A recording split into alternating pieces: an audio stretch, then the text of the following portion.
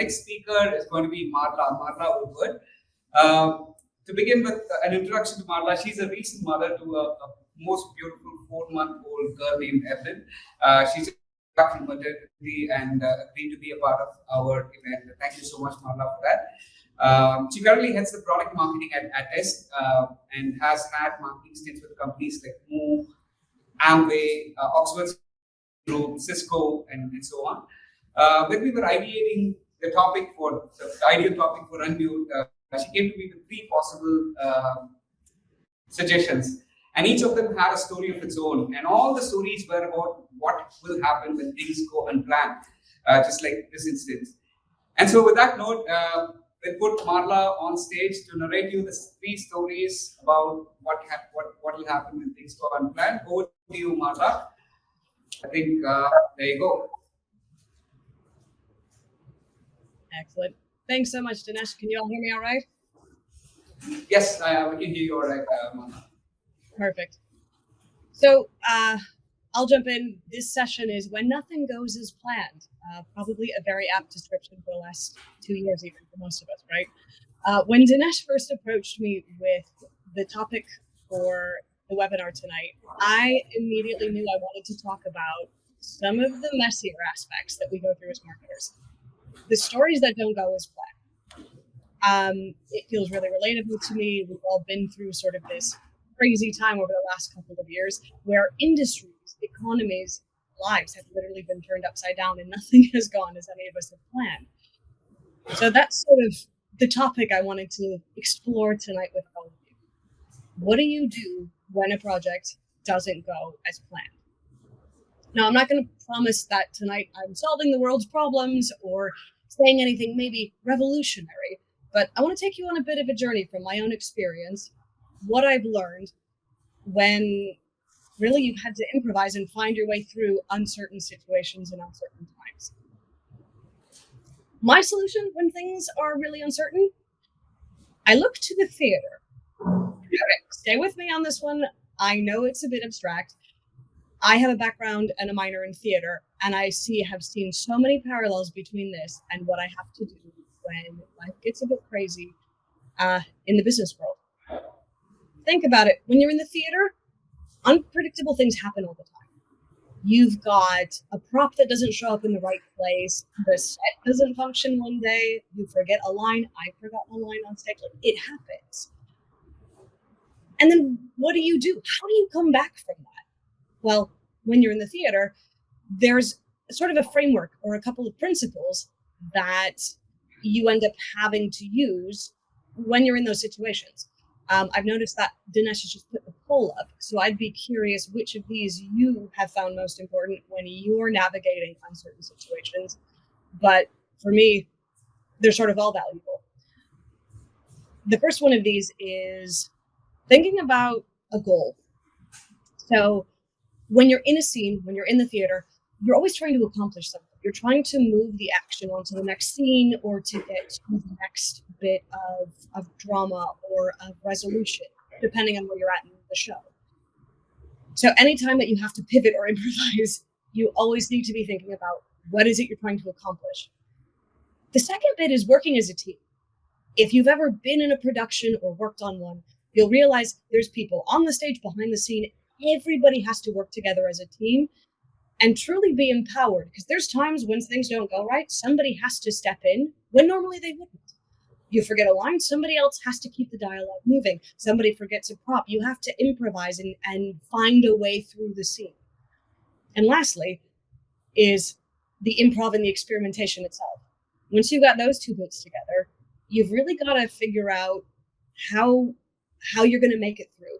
Well, what do you do when that prop doesn't show up? How do you make it work? What bits of dialogue can you use, even if it's not your line, to keep the scene moving? So that's kind of the framework I use whenever I'm in very uncertain situations. And as a result, tonight, I wanted to explore 3 personal stories from my experience. And we'll ease in with, the first one is going to be when things don't go as planned, but it turns out really well. So that's an easy story to tell, right? They get progressively more awkward. The second story is going to be when things don't go as planned, And it wasn't a problem for me, but it was really a problem for a lot of my coworkers. And lastly, I will stick the landing with probably the most terrifying moment of my career to date. What happens when things don't go as planned and it is truly a mess? Like a proper mess. And we'll talk about how I got through that and sort of what I've learned off the back of it. But easing in, let's start with T-ball, something a little easier. Setting the scene, this first story takes place when I'm in my early 20s. I'm working at a large consumer packaged goods firm that's in the direct sales business model. So direct selling, for those of you who aren't familiar, it means we have consumer goods, but the distribution model is via independent business owners or individual sellers who sell to other businesses and or individuals. So I'm currently running the new seller onboarding. My job, help new people who started a business get up and running as fast as possible. And I've been given a very simple question to answer, which is, how do we improve our customer experience to increase new business owner activation? That's the goal. As a part of this, we do a lot of discovery work. We look at pain points, all the data and analysis we have. And among other things, a very simple, elegant solution presents itself. You see, we have this starter kit, and it is comprised of literature and product. And the idea of it is to introduce sellers to the product so that they can go out and quickly start selling. Except we have a problem. These two pieces ship from different places. One of them, the product, is in a regional warehouse that is likely closer to the seller. But then the literature in the paper that explains all of these products comes out of a different location. So this is the experience these people are getting. They're receiving a box of product. No literature accompanies it. They have no idea what it is, probably consume half of the product, and then by the time they get the literature, they're kind of like losing interest. So we realized this is probably a very simple customer experience fix that we just need to do. However, I'm sure they split it at one point to save money on shipping. So I'm going to have to make a business case that says, I know it's more money, but let's do this to improve the experience. And if I can improve activation by this much, will it pay for itself? Seems simple enough. There's one person who I need to help me answer this question, and that is Debbie. Debbie is our logistics manager. Debbie needs to tell me how much more I need to pay in order to make this happen. So I do what a lot of 20-year-olds do. I email Debbie and I say, hi, Debbie, I need your help. I just need to know how much it would cost us to ship a box like this versus how we're currently doing it. Thanks so much, Marla. Don't know if you've ever received an email like that. Debbie didn't get back to me. 3 days later, I'm still waiting for a response and I get nothing. Send the follow-up email. Hi, Debbie. Don't know if you saw this. Would love your thoughts. Thanks so much, Marla. Silence. Nothing. And that's when I realize I'm going to have to go about this a different way. I'm going to have to improvise. So instead of emailing Debbie, I show up at her desk and I say, hey, Debbie, don't know if you got my emails. Could really use your help with answering this question. Debbie says, yeah, got your emails. Not really a priority. It is at this moment I realize I have not given Debbie any context or any reason to want to help me. All I've done is given her work, which she has no inclination to help me with. So I sit down and I explain to her what we're trying to do. Debbie, this is the goal. We're trying to increase activation. There's this terrible experience. I know it's going to cost more. I know it. What I need to know is how much more so I can make a business case. And then hopefully we can improve the experience, but also stomach the increase in price. Fab. Debbie is now on board. Debbie says, fine, I get it. It's still going to cost more, but I will get you this information. Okay, great. So I wait a couple of days, probably 5 days, and Debbie gets back to me. Not only does Debbie get back to me, Debbie walks up to my desk, physically vibrating with excitement. I cannot overemphasize this point. Debbie's excited. And she tells me, after running the numbers, we're actually going to save money by doing this. Yes, it turns out, because we've changed the dimensions of this product box and made some other improvements to it, by combining them, and because our freight rates with FedEx have changed, we are now going to save $500,000 and improve the customer experience. That was a pretty straightforward one. We had a goal we were trying to achieve. And once I communicated that to Debbie and made her feel part of the team, we had a pretty successful launch in the end. At the end of it, we ended up saving all the money in operations, as well as, with a couple of other minor tweaks, improving activation 4 points in the next 3 months. It was great. The learnings from that, pretty straightforward. Work as a team, focus on the goal, and the improvisation was a little bit more just me figuring out how to communicate that with Debbie in the first place. That's the easy story to tell, though. Now we're going to go into some of the messier ones. And by the way, what I'd love to do, if you guys have examples too of some really unpredictable, unplanned stuff that you're willing to share at the end, and some of the things you've learned off the back of it, we'd love to make this an open discussion. I certainly do not have the lion's share of experience here, and I think there's a lot we can learn from each other too with these types of, activities and experiences. So keep that in mind because we'll be asking you at the end if you've got any experiences you'd like to share. But moving along to the messier ones. The next one, as you recall, is going to be the story of when things went really well for me, but maybe not for a bunch of my coworkers. So, fast forward about it. I'm in my early 30s, and now I'm working for an e-commerce company. As a part of that, I am launching essentially a lot of products. I'm a category manager, and we get to planning in late 2010s, and we're looking for something to sort of drive revenue and increase category performance. This is in a category that's already pretty saturated, so we put a couple of proposals forward, and at the end of the day, the one that's accepted by senior leadership is a line extension. So not something super exciting, but hopefully not too much of a lift either. We've done a lot of research, and as it turns out, there was this great opportunity to lean in on one product that we already had. So this is business card. We'd had a gold foil business card that's very upmarket, sort of a raised foil, nice and shiny, textured, differentiated, ticking all of the boxes for the category as well as for our customers. And we realized just expanding that even into silver, copper, and eventually a couple of other colors, that could do a lot for us moving up market with the product and in the category. So once that's decided, we set the goals for the launch. What the business is focused on at this point, and the goal that we're being measured against, is not just maximizing revenue at the launch, but it's also around new customer acquisition. So not only do we need to get more revenue, but we need to bring in more customers as we do it. Fun constraint. I like the challenge. So as we jump into the project planning, I'm taking everything that I've learned from these previous experiences and applying it to this situation. Namely, we're planning as much as we can and relying on the goal and teamwork to drive us. So I've assembled a lovely cross-functional team.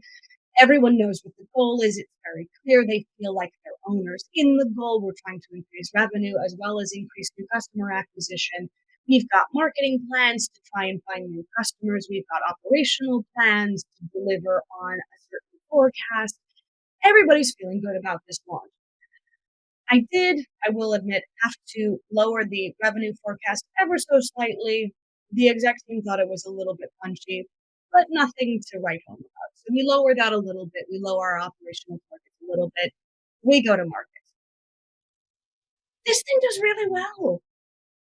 Everyone, I think, even underestimated, even myself, what it could accomplish. There were a lot of people who, if you're into business cards and you're into stationery, if you're buying them anyways, I mean, that's a commodity that most people don't buy anymore. So if you're doing it, you're going at market. And so having something this differentiated sitting in the market really took off.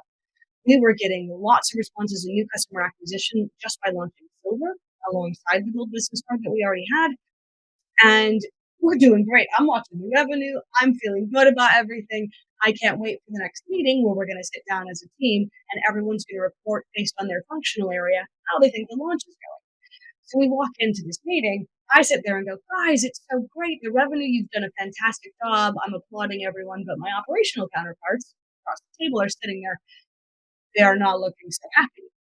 And as we go around and do our reports, it becomes very clear why. They're underwater. So the fact that we've done well with revenue is actually stressing them out. The root cause we finally get down to as everyone's going through the reporting is we literally cannot produce this stuff fast enough. We have a bottleneck. Namely, it's around quality control, and it's around making sure that the designs people are uploading for these business cards are printing well. And we thought we had all the kinks worked out and we had a good QA process because of gold foil, but it just turns out when you throw more into a system already under pressure a bit, it starts to break. And so what happens is we're not hitting our SLAs. For all that we've increased revenue, and I'm feeling good about those targets, we're acquiring new customers that are going to have a terrible experience because they're not going to get their product on time, and we're just going to churn and burn. So this is something that needs immediate attention, and we need to do something about it. So we sit down as a team, and again, we go back through what is our goal in this moment? What are we trying to accomplish? Well, we want to have the revenue, but we also want to acquire new customers. Great. I come in with my idea, and so does everybody else. My idea is not the one we go with, and I'm glad for that. Because my idea was, well, we increase the price, right? I'm sitting in the category side. We have this nice price elasticity of demand. We increase price, demand will go down. We'll maintain revenue, but we won't hit that new customer acquisition target. Ugh, what else can we do? Looking at everyone else in the team. The marketing team comes in with, well, we can reduce spend. If we reduce spend, we're going to reduce the incoming revenue likely and new customer acquisition. Yikes. That's a double loss. We throw that one out. We turn to the ops team and we go, what do you have? First idea, we increase capacity. Can't do it fast enough. It would require CapEx to buy a new machine. It would require training, more people and bodies. We just can't throw this at the problem fast enough. Lastly, we finally hit on what ends up being the answer. It's very elegant, very straightforward. We increase SLA. So at this point, we've been promising you buy this from us, we ship it to you in 4 days, you have it in 6. We sat down with the quality control team, we chatted with the ops team, and what it turned out was just by adding 1 day of lead time, 1 day of buffer, that would give the ops team the time they needed to check the artwork more thoroughly so that by the time it goes through the system, it is on point, it meets the needs of the manufacturing equipment, and we're hitting SLA for customers. At the end of the day, when we implemented a 1 day increase in SLA, we didn't see a drop in revenue. We didn't see a drop in new customer acquisition. And honestly, when I look at that experience, I think it is such a great example of it didn't go as we planned, but we knew what the focus and the goal of the project was. We had an empowered team that was willing to come to the table with solutions and felt like they could. And then we iterated, we improvised, we thought of a lot of different ideas and then eventually agreed and threw one out in the market. And thankfully it worked. If we had seen a huge decrease in revenue or in acquisition as a result of an increased SLA, we might have tried something else. Thankfully, though, the first one we chose ended up working. Now, before I yeah. That was a very fascinating one, Marla. I think it really happens to most of us. But a small tweak is all we seek, right? And I was just got it with a change in SLA kind of improvise the whole thing. That small tweak, that small button, that's the hardest part to find. Absolutely. I've come to the conclusion throughout the course of my career that rarely do I have the answers. Rather, I like to get the right people around me, set up the right frameworks and parameters, and then see what we can come up with as a team. It always ends up better than what initially came out of my brain. And this is a great example of it. Very good, very good. Over to the last one, Marla. All right, I'll jump to the last one. I don't know if we got the poll to run on. Oh, we did. Okay. So let's see. Oh, I like it. Okay. So what is the most important factor in navigating the unexpected? I was curious what everyone would say. Not panicking. I hope some of you have stories about this because I would really love to hear what that means. I think it's a very subjective term, but I put it in for fun. And working as a team. Interestingly, no one said focusing on your goals. That's all right. I only asked for one, but I would challenge you to think about projects that you're in right now. And for all that, iterating and improvising is super important. I would argue if you don't think about where you're trying to go with it. Oh, there we go. I think somebody voted for it now. Are we changing our votes on the fly? If you don't think about that, at the end of the day, the solution is only going to be as good as I think the objective it's chasing. So just something I throw out for fun, but feel free to disagree. Let's chat in a minute. Let me go though to the roughest, messiest one, the one that I put in the abstract. And that is the time that I'm literally standing somewhere in my career and I am so incredibly uncomfortable and I am literally on a stage and I have to figure it out. So this one, this happens in the middle of my career, setting the scene. I'm in my late 20s. I'm in the Philippines, of all places, and I am moderating a research session that has cost, tens of thousands of dollars for my company to put on. It is being watched by over 400 people live, including executives at the company that I'm at, and a $71 million account that we're trying to get on board with adopting new sales strategies. Just, a couple, how's that for tools? Right? Just a little bit of a person. What happens if it goes wrong? Right? So go on. I'm up there moderating this session. I'm going through sort of the intro questions and the intro discussions. People are being a bit silent. They're not being as chatty. Like, I'm looking out and I see comprehension, but there's not a lot of response. All of a sudden, one or two people try to respond. They respond in slightly broken English, or don't respond at all. There's a lot of whispering and talking between people. It is at this moment that I realize I am in a room with people that can understand what I am saying, but probably do not speak very much English at all. In fact, most of them speak Tagalog. I don't speak Tagalog, unfortunately. I speak a bit of Spanish and a bit of Italian, but this is not going to help me in this moment. So I am standing in a research session. Again, remember the stakes. I have to make something out of this. There's not really a massive chance to just cancel the session. We're going to be out the money. I have to find a way to make this work. So we're starting on action. Let me bring you into the strategy a little bit and the goals. I'm going to preach this framework, right? In that moment, I realize the thing I need to do is bring insights. How do I, given the constraints of don't speak English easily and I don't speak Tagalog, how do I pull insights out of a bunch of respondents around a new product launch that we're trying to get live? So I realize in this moment, this is when I have a goal and I immediately pivot to experimentation and iteration. Okay, I need insights. I'm realizing qualitative is likely not going to get me there because we're having trouble having a conversation, but maybe there's understanding. If I have understanding, I can get to maybe some quantitative feedback. So I start, instead of asking the open-ended questions, framing some of them and giving people ranges and responses. I am running on the fly a quantitative survey with 36 people in a room. So, for example, we're saying, well, how much would you be willing to pay for a product like this? We show them different ranges. And all of a sudden it becomes an insight to the people watching. Oh, they're not willing to pay nearly as much as I thought they would, given the positioning that I've been using. Interesting. We try other things around messaging and positioning. Which messages, which reasons to believe actually resonate with this audience? List them out, have them raise hands and vote. Oh, the way I've been positioning this, they don't seem to care about at all.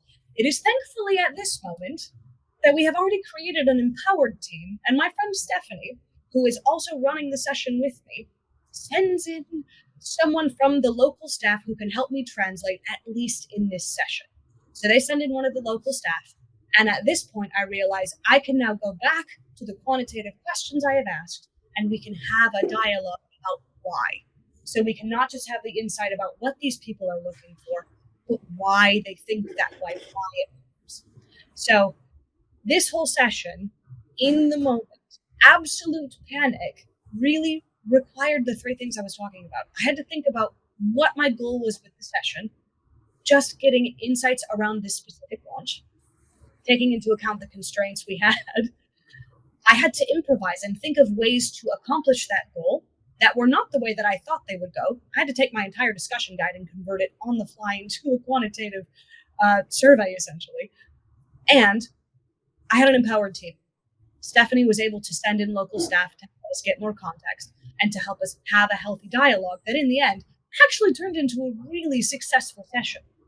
But in the moment, it did not look like it was going that way. So these to me are the three things that I've relied on time and again. Thankfully, with that session, just to wrap up that story before we pivot to questions, we were able to actually regroup as a team because we were running this 2 more times. We stood up translation overnight. And also we learned some other little tips and tricks around cultural nuance and difference and why me as specifically an American might culturally need to introduce and build rapport with respondents even before the session in order to get them to open up in a more public forum. So we implemented all of this. The sessions went really well. Actually, 3 of our forum messaging and product recommendations were adopted by the $71 million account. Everything ended well, but oh sweet heavens, that was the most terrifying moment of my entire career to date. So that's me. That's how I operate when things don't go as planned.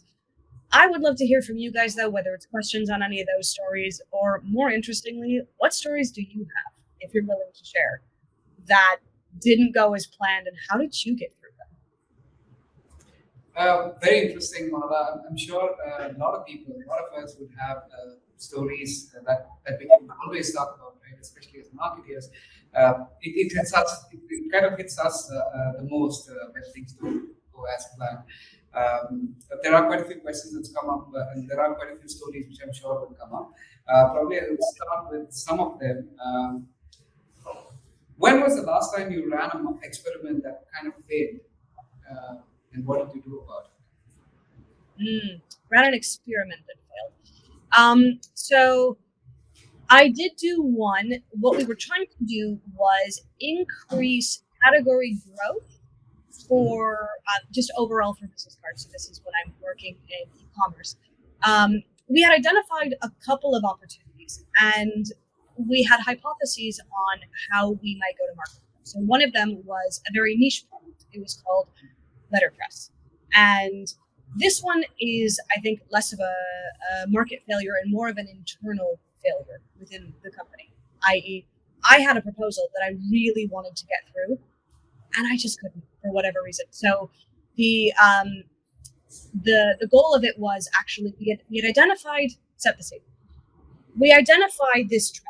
Lots of people so we've got this raised foil on a card. People also like debossed or depressed designs as well into a card. How cool would that be? A lot of people have been asking for it. We had a product that did it, but it was really templatized. And what I had done was I had compiled all of these videos from users. I had built this massive business case on if we were willing to invest in the tooling, where we could go with it. I think where the experiment fell down, so I was trying to get the business to get on board with this essentially. Where the experiment fell down internally was they just couldn't get on board with that as a vision for the category. Whether it's how I messaged it or how I positioned it, at the end of the day, I was able to grow the category literally by making navigation changes. So if nothing else, we kept the product the same, which to me was a bit of the failure. We couldn't get it to the place where I know customers wanted it to be. We still were able to salvage it, though, by growing essentially what we had. So when I couldn't get the business to invest in actually doing this thing properly and making it a competitive difference for the company, what I did realize was, okay, there's another way to grow this category besides the product itself.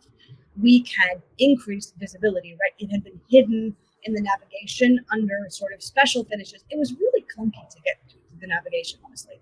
So if nothing else, I got the merchandising team on board to make it more visible because I knew it was a trend.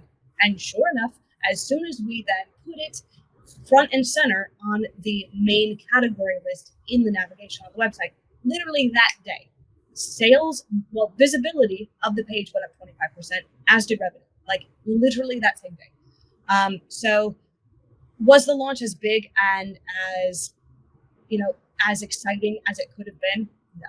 We failed to convince our internal stakeholders, honestly, to invest in that product and that value proposition. So, but I didn't stop there. We continued to try and find ways to maximize it, and we did because we knew there was demand. So we added it in a more visible place in the nav and increased sales. Very interesting, interesting ones. There are quite a few experiments or thought processes, product launches that we think will have a bigger impact, but the team always comes back and tells us no.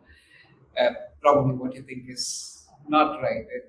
There are instances where we have to take a judgmental call and these stories would definitely help us do that. Thank you so much for that.